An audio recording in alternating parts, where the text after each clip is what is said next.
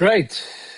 Good evening, everyone. Those of you that don't know me, my name is Stian de Witt. I'm the Executive Head of Financial Planning at NMG.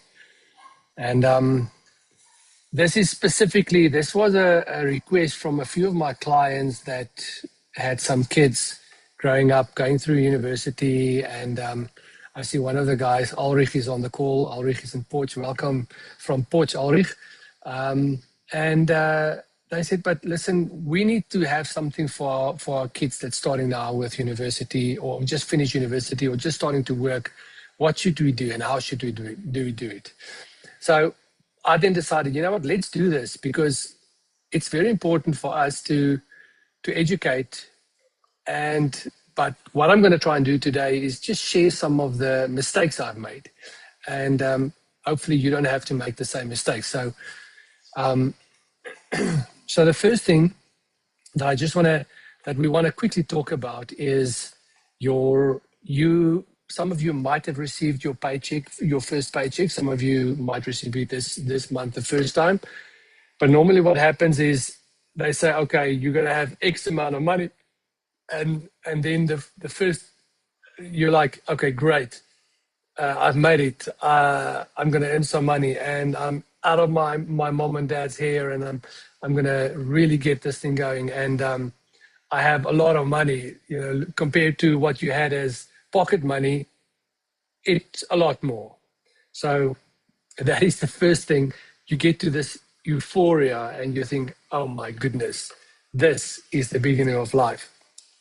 And then some of you might go into the status trap. The first thing you want to buy is a leather couch. I remember when I decided I'm going to spend money on a really nice flat, renting a flat, so that I can entertain people and stuff like that.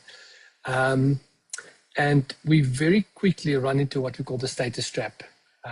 Status, the definition of status is buying things you don't need with money you don't have to impress people you don't like. So it's very, very important. We see that quite often. People go and buy the GTR or the GTI Golf or the 3 Series BMW or things like that. When I changed careers into financial planning, my first big paycheck I received, I went and I bought a second-hand BMW 3 Series. I thought I justified it, and I thought, no, it's going to be a good buy and everything and stuff like that. It's very, very dangerous. One of the other things we see, we deal a lot with some of the South African cricketers, and a lot of times people get offered a credit card, and then they start purchasing on the credit card, not realizing, I actually have to repay that money in a month or two's time. And so it's very important that you don't get yourself into that trap of running off the status. The second thing that I think is very, very important is you must create margin in your life. And I'll talk to that a little bit later on how do you do that and things like that. But make sure you do not spend every single cent that you have. We always joke and say some people have more month left at the end of the money, and that is a big problem. So if you by the 20th, you come to a place where you realize, okay, I don't have enough money. One of the statistics that FNB actually launched is that most people that in the South African economy get indebted so quickly and they start incurring debt that by the 5th of the month, they only have 20% of their money left, and they need to get through the rest of the month with that 20%. Now, let's take a good example. Someone starting earning an income, average about, let's say, 20,000 Rand a month as an example. That means you have 4,000 Rand left for the rest of the month, after the 5th of the month. That is a scary, scary thought. Now, the one thing that I quickly want to talk about, and this is just a good example of, you might have a payslip. Statistics show that 59% of people do not understand their payslips. So you would have a gross payment in your salary. And a lot of times the euphoria that people have is they get to a place where it's, okay, we're going to earn a salary, a really nice salary, doesn't matter what the amount is, and then they realize, oh my goodness, there's income tax, there's your pension fund contribution, you might have medical aid, you have UIF that you have to pay. There's a lot of deductions that come of your payslip, and then you're left with a lot less than what you thought you're going to have. So now all of a sudden, in this example, this individual is 12,500 Rand below what he anticipated. So unfortunately, we have to pay tax. And I'm not going to give you a lot of bad news today, but the biggest portion of bad news you're going to receive is that as you grow up or as you progress in your career, you might end up at a place, if you make real good money, where you're going to pay 45% of your income to SARS when it comes to tax. Now, that is a scary thought. However, you have to earn about 1.5 million Rand to 2 million Rand a year before you get to that point. So, yes, you might pay a lot of tax, but you're also earning a lot more. So keep that in mind. The good thing about tax, at least you're making money, because if you're not paying tax, it means you're not making money.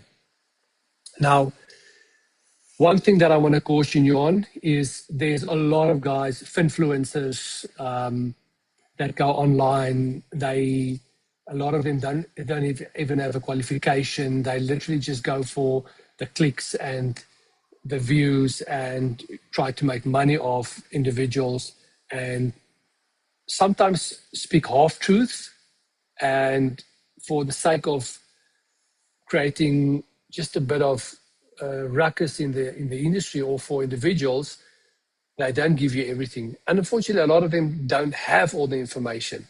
So be very careful of going to TikTok or Twitter or Instagram or Facebook or whatever platform you're using, and use what someone says as law and implement it. It's a very, very dangerous thing to do. Now, the first thing that I want to talk about, which is very, very important, and a lot of us, we grow up in a McDonald's environment. You drive to McDonald's, if you have to wait 10 minutes for a Big Mac when you're driving there, you get agitated. So we grow up in an environment where we're in a instant gratification environment, and delayed gratification is one of the best things, and having the self-discipline of waiting for things and not just going and buying stuff on credit card or on debt or going and purchasing everything. That is one of the biggest gifts you can actually give to yourself. Now, I quickly want to talk about time. You guys have heard the saying that time flies, but you get to a place in your career where, let's say you're 22 or 21 years old, or doesn't matter what your age is, in your early 20s, and you think, I still have 40 years ahead of me towards retirement. And it is scary how quickly time progresses. And the older you get, time actually goes faster, or your perception of time goes faster.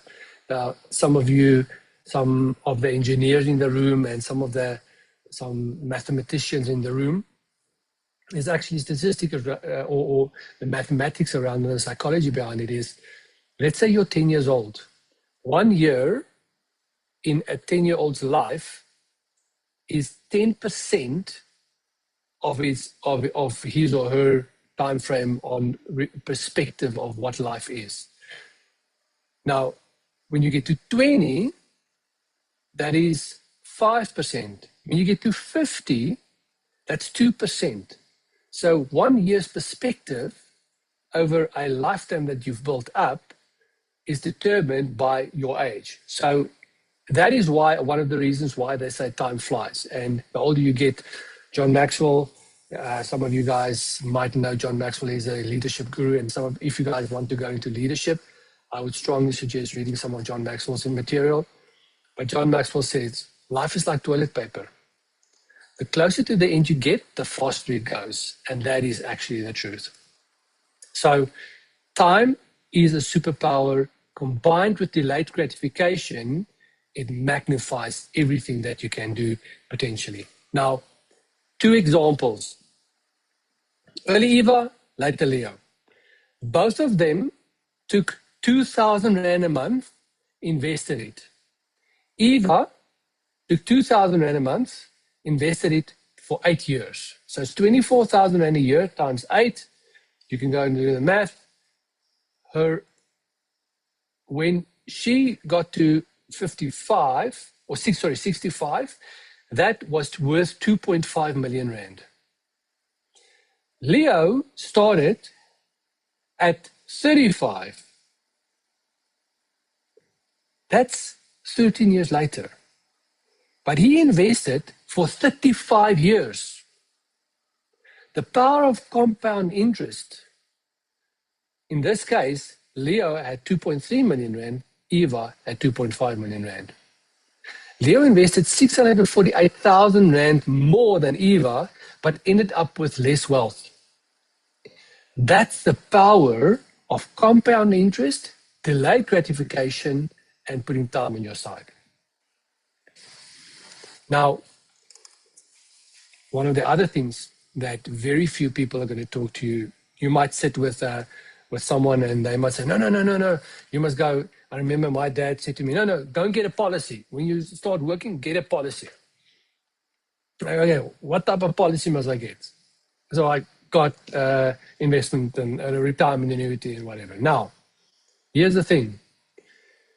If I'm going to give you some, they call it EAC, effective annual cost. So when you talk to someone around investments, one of the things that you need to know is what is your effective annual cost? There are 3 types of fees. I'm not going to go into too much detail on that, but you get fees on admin platforms. So for instance, you decide to invest with Momentum or Allen Gray or whichever company, there's an admin fee for them to handle that account. Then there is an advice fee, and then there is what we call an investment management charge. So if you want to go and say, I want to invest into a specific portfolio, a unit trust or investment portfolio, that asset manager charges a fee for investing that money on your behalf. Now, we've seen where a good fee or an average fee is anything between 2.5 and 3%. Now, what we've been able to do in NMG, we've been able to get that fee to what we call institutional rates. So you'll buy wholesale for a individual. So it's like going to a wholesaler and buying something there. So just be careful when you start looking at investments. If you have a fee of 1.5% versus a fee of 2.8% or 2.3% in this case, over 30 years, let's use an example. You invest, and in the one on the one side, you invest and you have 10 million Rand in the one portfolio. Now the other one, you pay more fees. That exact portfolio, where the one you'll be 10 million Rand, the other one, you're going to be about 6.6 million Rand. It's 34% difference in fees. So keep that in mind. And if you guys want more information about that, we can really talk about that later. But keep that in mind when you start looking at investments. Now, let's talk about your biggest priority. And this is your safety foundation. When you start off, this is the one thing that you need to do to create margin in your life, to protect you from setbacks, to protect you from crises. So you need something like what I call an insurance fund or an emergency fund. That is something that is outside of your bank account, where you have money that you can take that money at any time and use it if your car breaks down or something happens. It's not for a holiday. It's not for a party or something. It is for an emergency fund to protect you from calamity that you don't have to go into credit card debt or debt. Now, let's talk about debt. Maybe just on this point. Let me just stop here, pause you for a moment. You need to have 3 to 6 months worth of expenses in a emergency fund. Now, in what type of portfolio do you do it? And now I did a webinar 2 days ago around budgeting. It's a lot more specifically to any individual, not just people starting off in their career. Look at something like a money market or a savings account or something. Don't go and put it in a share portfolio or a crypto portfolio, because shares and crypto are volatile and goes up and down. So let's say argumentatively, you've invested 10,000 Rand in your emergency fund and you put it on a share portfolio. Now, shares is like stocks is the American term for it. In COVID, the share prices and stocks fell with 50%. Now imagine during COVID, the share price fall, they retrench you, or there's a crisis that you need money. You thought you had 10,000 Rand, all of a sudden there's only 5,000 Rand. And the only way to access that 10,000 Rand to make sure it gets to 10,000 Rand again is to wait. Wait till the markets recover. Now in COVID, it took 3 months for the markets to recover. But if you need that money immediately, you are realizing losses because you had to withdraw it. So that's why an emergency fund has specific rules around it to make sure you create that insurance fund and that buffer. Now, I'm going to speak on debt. Hopefully, most of you have not incurred debt. It's very important that if you have debt, there are certain strategies around paying off debt. You start with your small debt and you start paying it off, and once that debt is paid off, you move on to the next portfolio. But for now, I'm not going to talk about debt. But if you are in a debt situation, make sure that you talk to us so that we can help you to get out of debt. Debt is like gambling. In gambling, there's only one rule. The rule in gambling is the house always wins. With debt, there's only one rule. The bank always wins. So you have to decide, do you want to be the bank or do you want the bank to be the bank? You decide who's going to win. Now, the one thing that I just want to quickly mention, and we spoke about an emergency fund.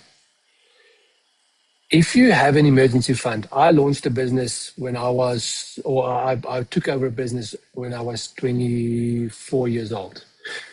I took all my emergency fund savings and I took that money and I dumped it into the business.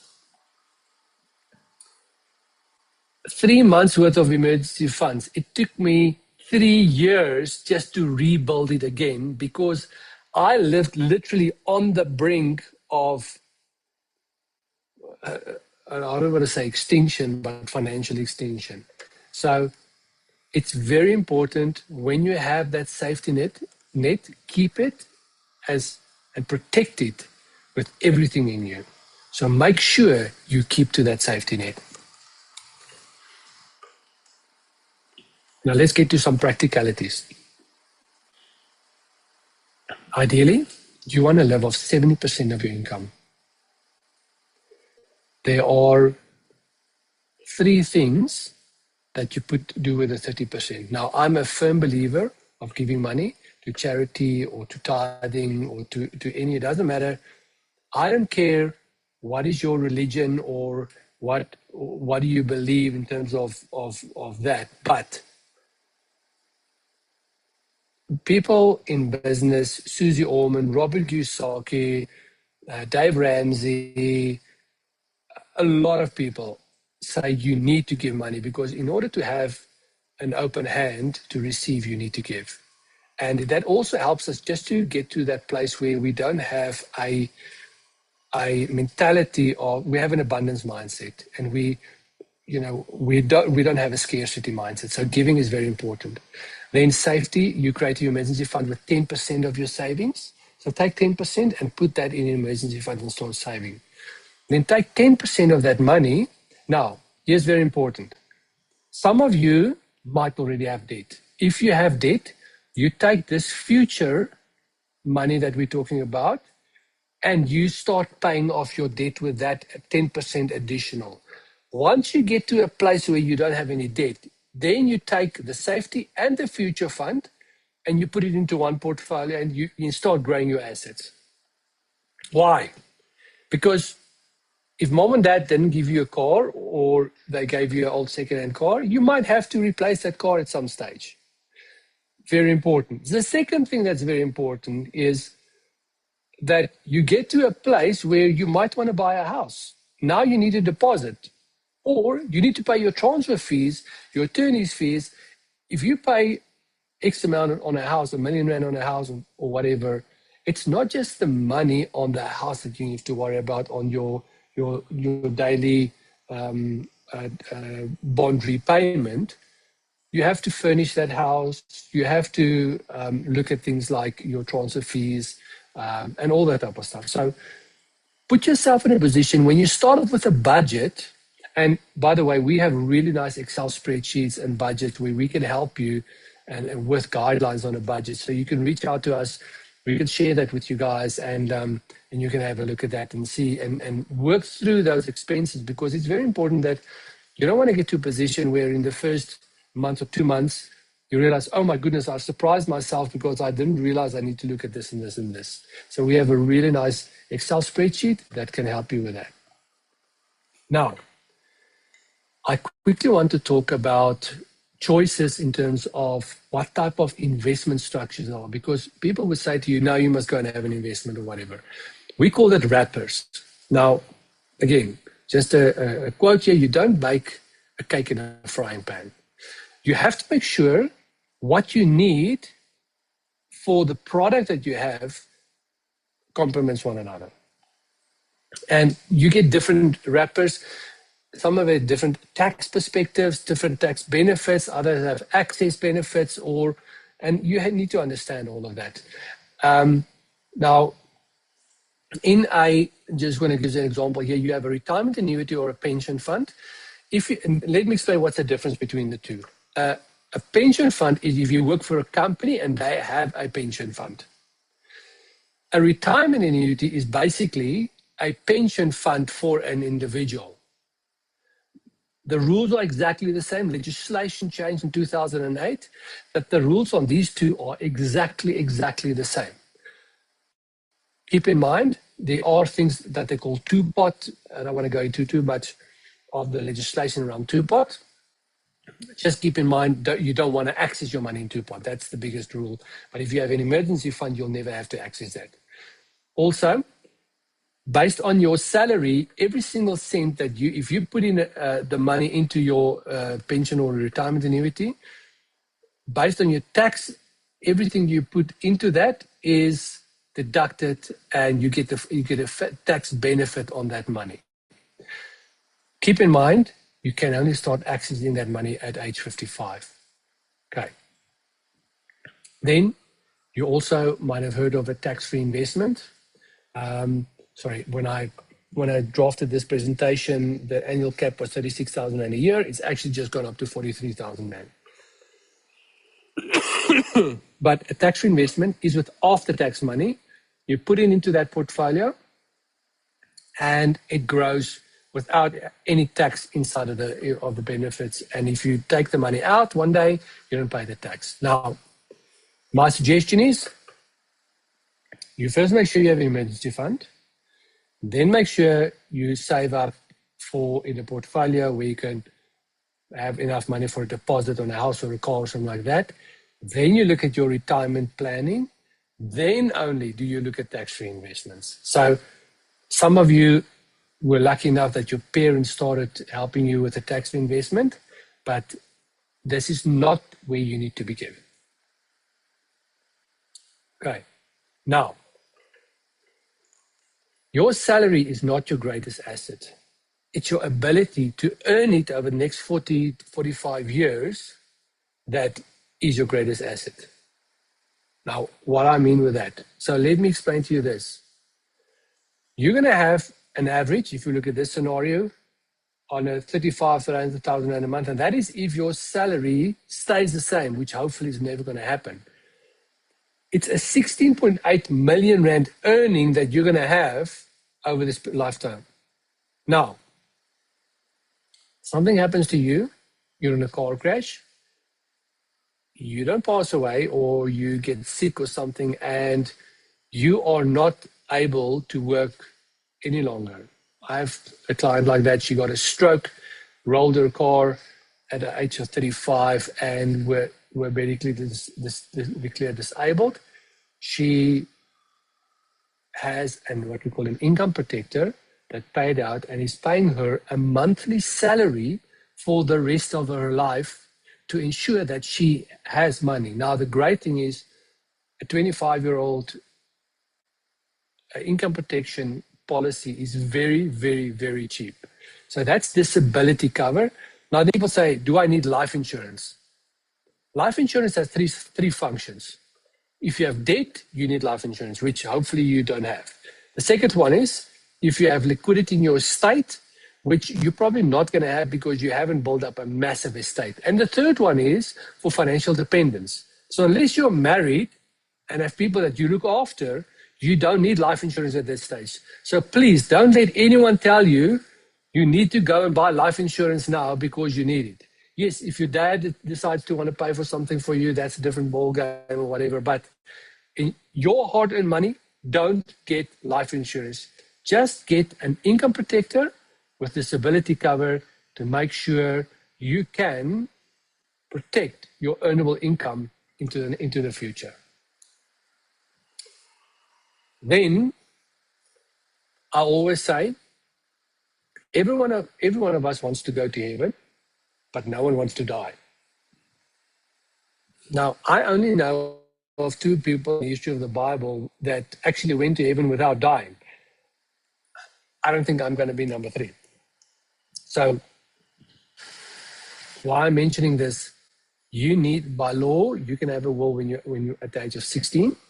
So, it's very important that you start drafting a will. A will is not just about money. There's other stuff in your will that's also mentioned, like burial, cremation, organ donation. Do you want the living will to say, must machines be switched off on and off? And I know it's a very depressing thought, but unfortunately, it's one of the things we have to talk about at some stage. Now, I always say a will is there to make life easier for those people that are left behind. That's the only reason. It's just an instruction manual on what needs to happen if something happened to me today. Now, the scary thing is, accidental death is the number 1 cause of people passing away between the age of 18 and 35. Why is this so important? It means if something happens to you in an accidental scenario, you're not going to be able to plan. Like my mom passed away of cancer in 2018. And with cancer, you have time to plan what needs to be planned. If you pass away in an accident, you don't have that. So my dad passed away in an accident in 2014. And luckily, he had a will. His will was in order. We had a few other issues, but we could act upon his instructions and make sure his estate is wound up. Otherwise, what we call an interstate will, it means there's a lot of rules around how it's then going to be processed and who needs to get the money, and it's a very tedious process. Okay. Right, this is a really, really good question. Can you cancel life insurance? Absolutely. Life insurance, like short-term insurance, and we didn't really talk about short-term insurance, which is your car insurance and stuff like that, but that's something that's very important. So by the way, when you drive and you have a car, make sure you have car insurance. 2 things important on car insurance. If you still owe money to the bank, it is a requirement. It's a legal requirement for you to have insurance.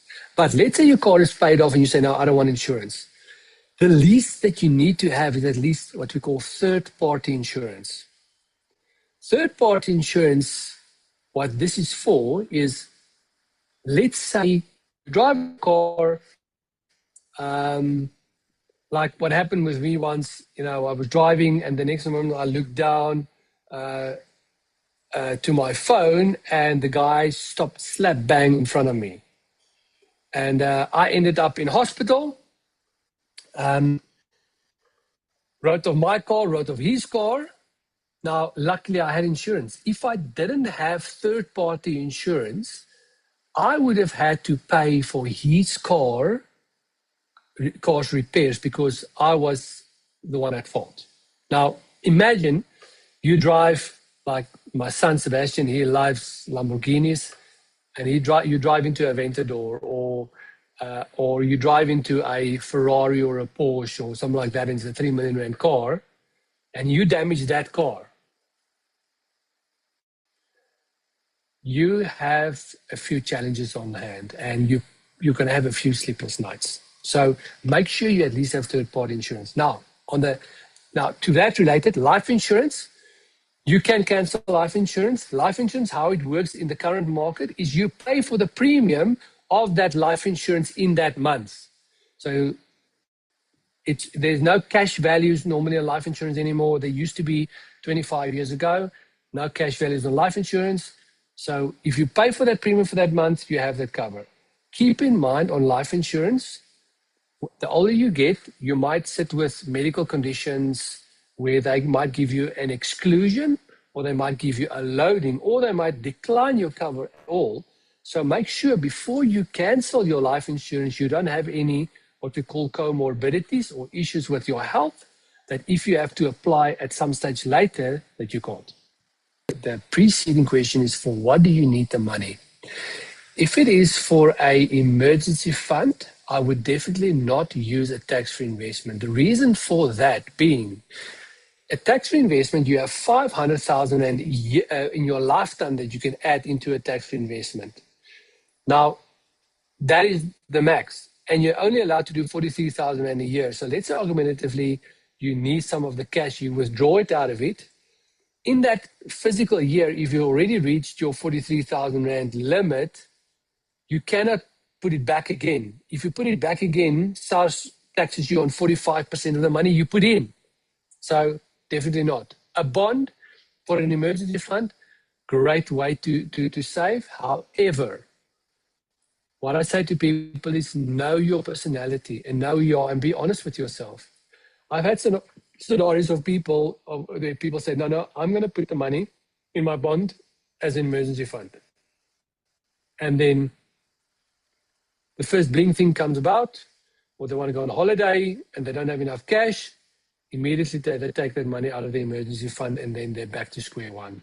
So a bond is a very, very safe way to do it. You're basically guaranteed of a 9.5% return on your investment, which is a really good in terms of a guarantee. But then you need to be honest with yourself and understand who you are as an individual. There's a really great book that you guys can purchase, Personality Plus, where you can actually understand your personality a little bit and see, are you an impulsive person, or what type of personality profile do you have in managing your money?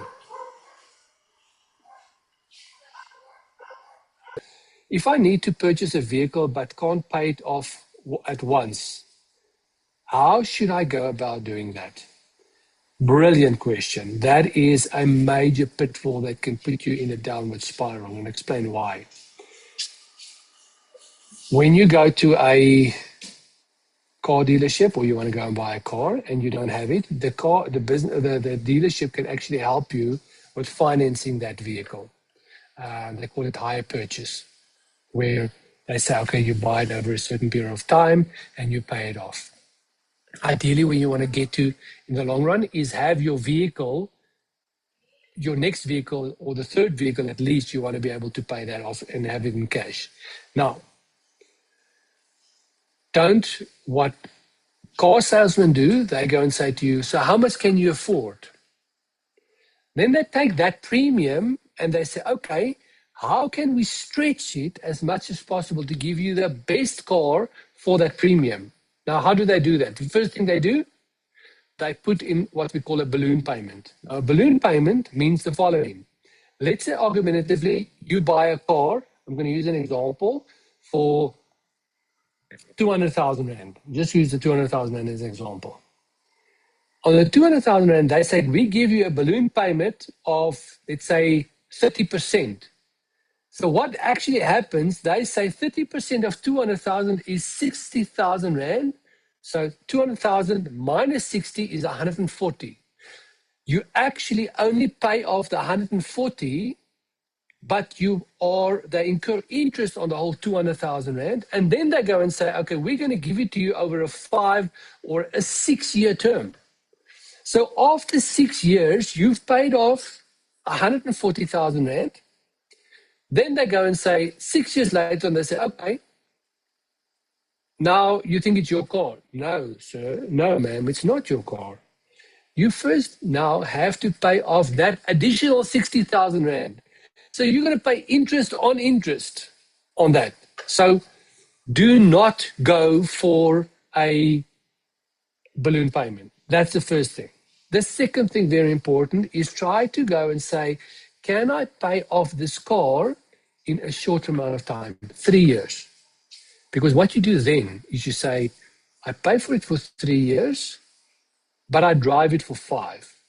That 2 additional years, you take those 2 initial years and you continue to save, so you don't stop with the payments, but you just put it in your own bank account or in an investment account, so that after the 5 years, you have the car that you've paid off, that you can use as a deposit, but also a portion of the rest of your money, because obviously cars depreciate and their value decreases, and also the price of cars increase. So that's the best way to purchase a car. Rather go for a cheaper vehicle where you can pay it off earlier, and where you get to a place over a 2-3 year period or a 5 or 10 year period, your car is actually paid off completely. So Adele, I hope it answers your question. Obviously, one of the other things you can do is you can go and ask your parents and you can get a loan from them, but you can do that, okay? Okay, another question. As someone who's still learning about investing, would you recommend starting with ETFs like the S&P 500 individual shares or something else? Great question. If you crypto, S&P 500, ETFs, shares, all that type of stuff, great type of investments. However, do not put the cart before the horse. First, have your emergency fund. If you have additional money that you say, I built up my emergency fund now, and I have a few things in place, yes, you can do that. The question always remains, what do you want to do with the money? And when do you want to access that money? So S&P 500, ETFs, great stuff. ETF is Satrix is a good example. But you can buy ETFs in your retirement annuity as well. You can buy ETFs in a tax-free investment as well. But it has different implications of what you do, because the retirement annuity and endowment, tax-free investment, all of those are just wrappers with different tax structures and different accessibility. But the S&P 500, great example. It's grown tremendously in the last few years. But again, what do you want to do with the money? If you have it for emergency fund, definitely not S&P 500, because there's a lot of volatility when the markets go up and down. Now, the S&P 500 is a US stock market share portfolio that purchases the best shares in the S&P 500 stock exchange. Now, something to keep in mind, you purchase that.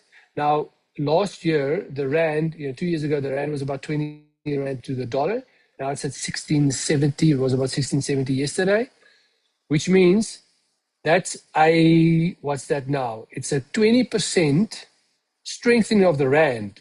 So, which means if you invested that money and the S&P 500 went flat or didn't do a lot, or it grew tremendously, but the Rand strengthened to 20%, you first have to win the 20% Rand gainage before you're going to make money. So again, question is, what do you need the money for?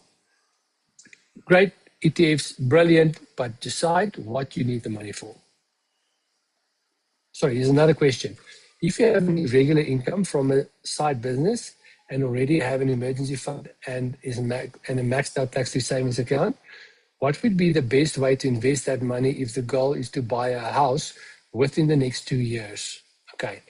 If you are not going to use your emergency fund or your tax-free savings account, a 2-year time frame, the stock market can crash and it can take 2 to 3 years for the stock market to really recover.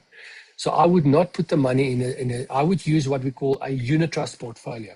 So go to a unit trust portfolio. The great thing about a unit trust is you have access to that money 72 hours, the money is your bank account.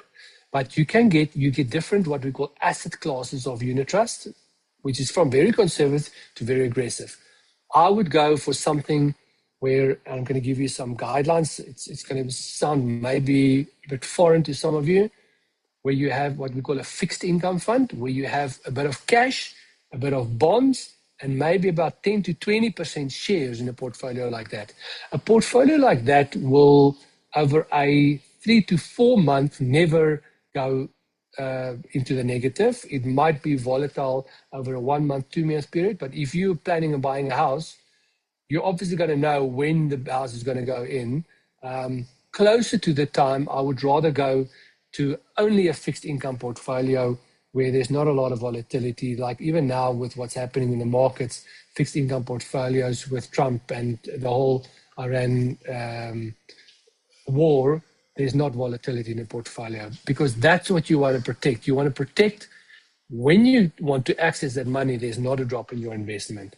I would rather take a 1% lower growth on a portfolio if I have a specific goal and I know it's getting closer to that time and I need to access it than going gung-ho and there's a crash in the market and all of a sudden your deposit is halved.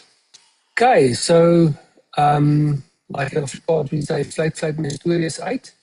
So again, there's my email address. Reach out if you guys need some more information or need some guidance. Go to my LinkedIn page, Stian de Witt. There's a lot of videos that we've shared there. And with previous even radio interviews I've done, TV interviews I've done, answering a lot of the questions that some of you guys might have in this situation. So thank you much for your time. Really appreciate it. And good luck with your careers. And yeah, we'll be watching you from the sideline and cheering you on.